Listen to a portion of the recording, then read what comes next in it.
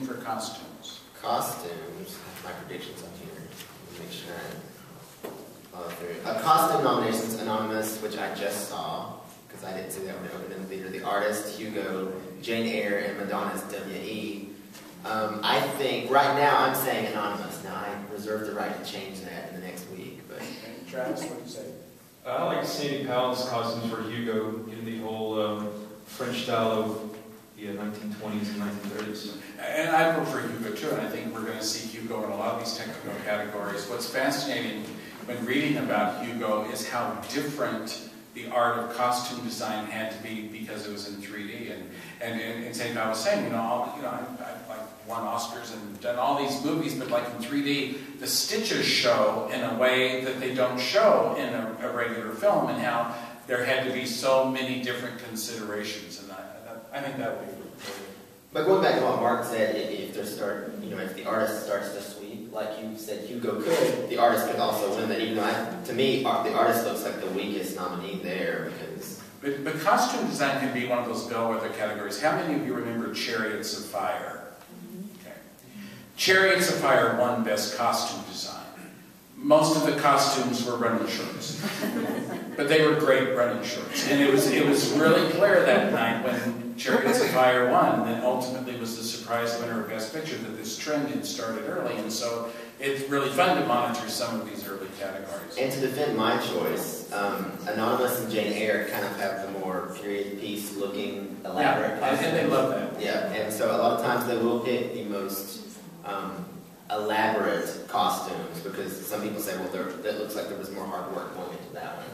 So. Well, let's jump into art direction and cinematography. Okay. Travis, you go first this time. Let's see, art direction, I have Hugo again with Could you explain art direction, please? Sure, absolutely. Art direction is what we see on the screen. It's the design of the sets. It's the design of how the location is put together. There are actually two parts to it. There's art direction, which is the production design, and then there's set decoration, which are all the set pieces. And they honor both the visual artist who does the sets and the set decorator who decides what kind of chair and what kind of lamp and all those. So how things are put together. And cinematography is how it's shot. I vote for Hugo. I think this is when we're going to see the Hugo sweep begin. I think there's a possibility of the artist, but I think that when you look at the technical achievement of Hugo, it's just impossible to overlook. I'm going to say Hugo here too. I look at these a little bit different than maybe these guys do. There's all these other awards in Hollywood where there's like an art directors guild and they'll all get together and it's just art directors. And so Hugo won that award from that group, so that's why I kind of look at these small little things because again, those people are a big group. You had a question? Does that include some of the special effects that are created by computer? Special effects, no, that's separate from art direction. But a lot of that in Hugo was not physically there, was it?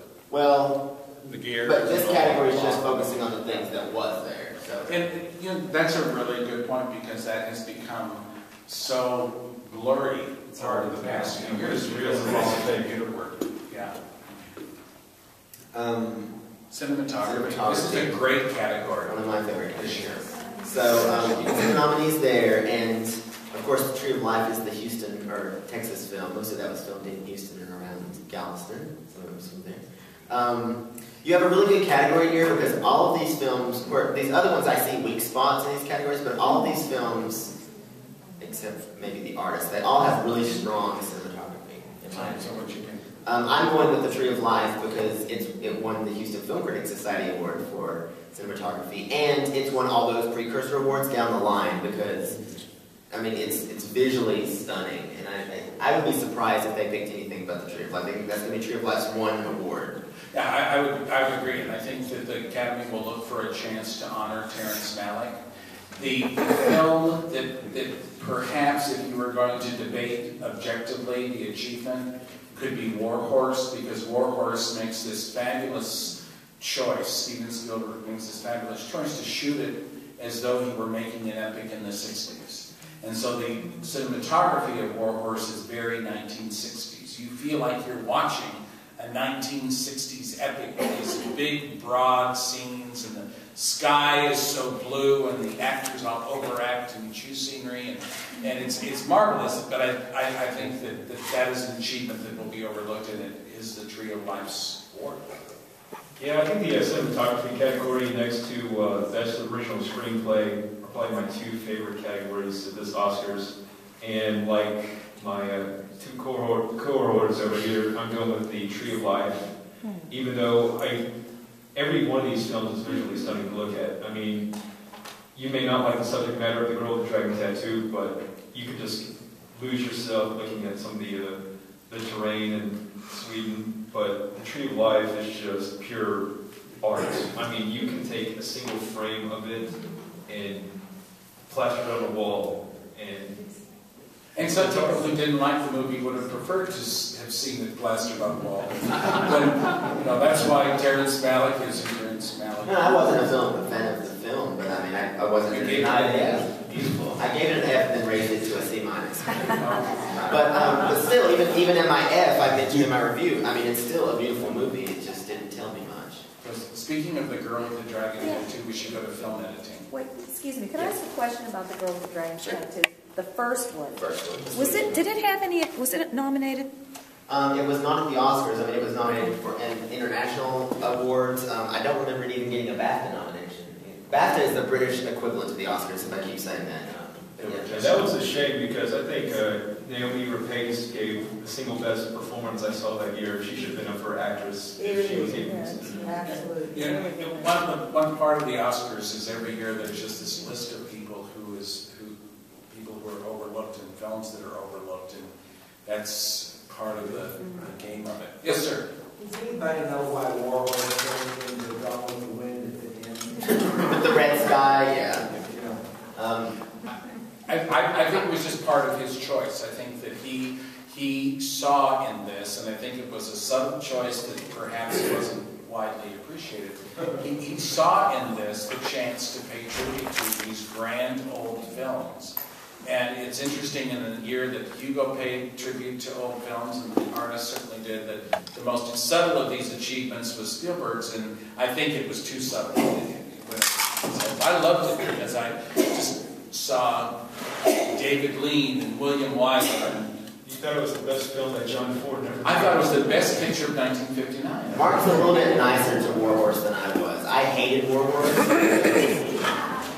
Number one, this is not the 1960s. He needs to make a film for today's audiences. And to me, there's so much politics with War Horse because there'll be these studios, and Steven Spielberg is one of those people. I hope I don't offend any Steven Spielberg fans, but there's some people who make movies intentionally because they want to win Best Picture. They want to win awards. And I felt like War Horse was that movie. He tried to sack the audience into, he tried to make sure every little thing was going to pop up at the awards. And, a lot of these voters and critics and pundits, they'll see through that. And I think that's what happened. That's why you saw a lot of backlash for War Horse.